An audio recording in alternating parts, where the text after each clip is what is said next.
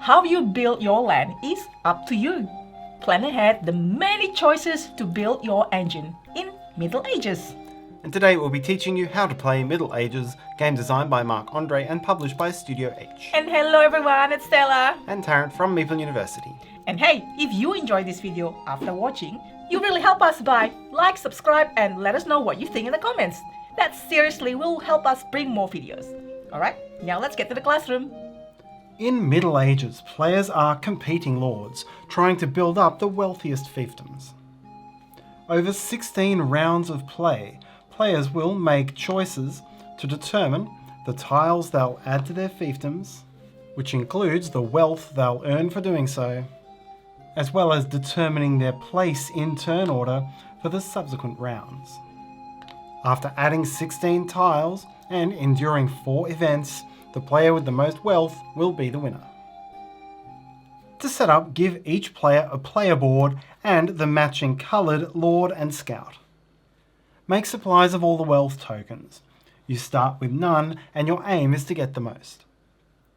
Shuffle up the tiles into one or more stacks of matching colours.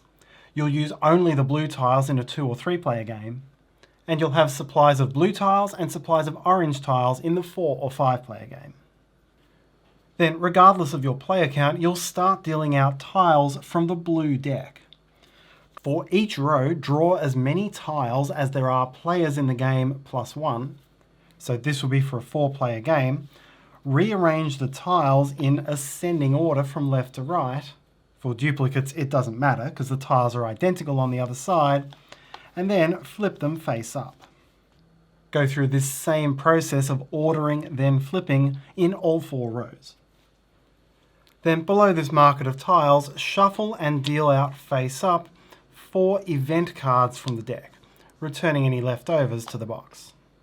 These are the events which will resolve at the ends of round 4, 8, 12 and 16. Brown bordered events are an extra way of gaining wealth. Red bordered events are a way of losing wealth based on a certain condition. Now choose a first player. In clockwise order, each player makes a choice, placing their lord onto any one empty tile among those in the top row. During this stage, the game has already begun, as you're now choosing the first tile you'll be adding to your fiefdom. You're now ready for round 1. The game is played in 16 rounds, and in each round, each player will take a turn based on the left to right placement of their lords in the current row. First, to begin the round, discard the tile which has no lord on it in the current row. Next, to take your turn, first you'll choose the tile that you intend to place in the next round. Move your lord to that tile. In most rounds, this means the next row down the table, while in every 4th round, you'll place in the top row. Next, take the tile you just made vacant and place it into its matching column of your fiefdom. You'll now resolve that column's actions and then that column's incomes.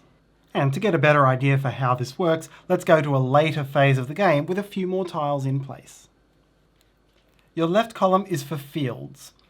When you place a field, gain 1 coin for each farmer in your fiefdom. So here I have 1 farmer, I would gain 1 coin. Then gain income of 2 coins for each field you have. So here I'd gain 4 coins for a total turn haul of 5. Mills go in your second column. When you place a mill, each player who has strictly fewer mills than you have must pay you 2 coins. So in this case, I'd go around the table right now, that is before anyone else completed their turns for the round, and anyone who had either 1 or 0 mills would have to pay me 2 coins. At the start of the game, any player who doesn't have enough money does not have to pay. Then gain income of 2 coins per mill. I'm going to skip over villages for the moment and go to ramparts. When you place a rampart, your action is to scout. When you scout, take your scout marker and place it on any empty tile from a subsequent round of the board. That is, if this is the current round, it won't be in the next round's row, but one of the 2 subsequent rows. Later on, when time comes for choosing tiles, no player is allowed to select a tile containing an opponent's scout marker. When it's your turn to pick from that row, you can pick the scouted tile, or you can pick a different one if you wish, but when you do that, the scout marker comes off, freeing it up for other players. Then gain income of 2 coins per field and 2 coins per rampart, so this would be a total of 8. When you play a market, gain 1 coin for every chest you have in play. As it's laid out here, it's 1, 2, 3, 4, 5, 6 chests, so 6 coins. Then gain income of 2 coins per mill and 2 coins per market, so this would be a total of 6. A barracks is another tile which attacks your opponents. Count up your number of barracks and your opponent's number of ramparts. And each opponent who has strictly fewer ramparts than you have barracks must pay you 2 coins and destroy the topmost tile in the leftmost occupied column. In this instance, it's every player with either 1 or 0 ramparts who would have to pay me 2 coins if they could. On the other hand, if right now another player played their 3rd barracks, then I would have to pay that player 2 coins and move this tile to my cemetery.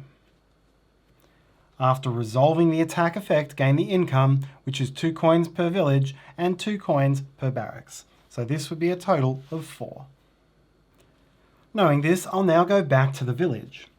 When you play a village, the effect is to rebuild a plot from your cemetery. Choose any one tile that's in there and then put it back into its column, but don't resolve its effects or incomes. Then gain village income of 2 coins per village and 2 coins per rampart. The 7th column is the church. When you place a church, take one of these +1 coin tokens and then place it under a coin stack which does not already have one. Then gain an income of 3 coins per church. This permanently improves the income from the column you just placed in, so my next rampart would score 3 coins per field and 3 coins per rampart. So here, earning 15 coins. Lastly is the palace. When you place the palace, choose a plot type icon from among those in the supply.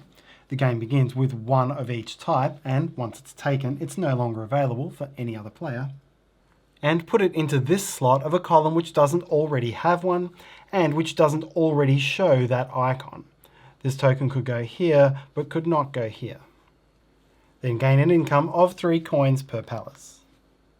Like with the church, this newly placed token enhances the income from that column, so the next time I placed a market, the income step would be 2 per mill, market and rampart, which in this case is a total of 14. Once all players have had their turns, the round is over. Set up the next round as you did in setup, taking the appropriate number of tiles, arranging them in ascending order, and then revealing. Skip this step once you've reached round 13 as you're approaching the end of the game. In the 2 or 3 player game, you'll only be using the blue tiles. You won't run out at 2 players, and at 3 players, when you run out, shuffle the discard pile into a new deck. In the 4 player game, when the blue deck is empty, remove its discard pile and move on to the orange deck.